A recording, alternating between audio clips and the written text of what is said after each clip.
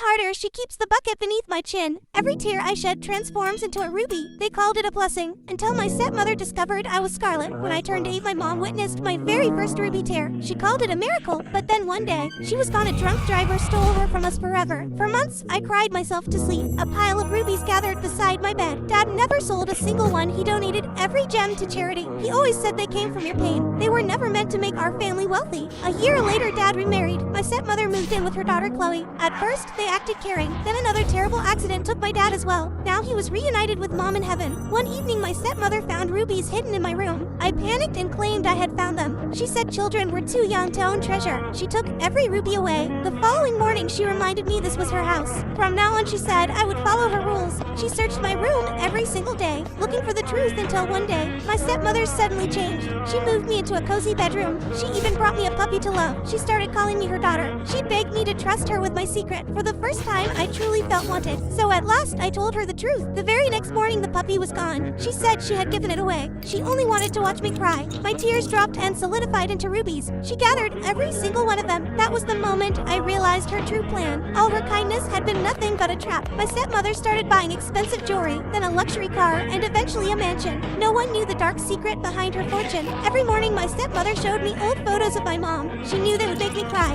Chloe tore apart the last picture of my dad and laughed as my tears fell. They held the bucket beneath my face until it was full. The mansion kept growing while I still slept in a storage room. One night, I came down with a high fever. My stepmother refused to call a doctor. Instead, she used the chance to make me cry again. Then she collected the rubies in a bucket. That night, I finally understood. They never wanted me, they only wanted my tears. The next day, everything changed. My bright red hair suddenly turned black. Overnight, Chloe tried to make me cry again, but my tears no longer became rubies. My stepmother was furious, but no matter what they tried, my tears refused to turn into rubies anymore. She panicked because without rubies, there was no more money.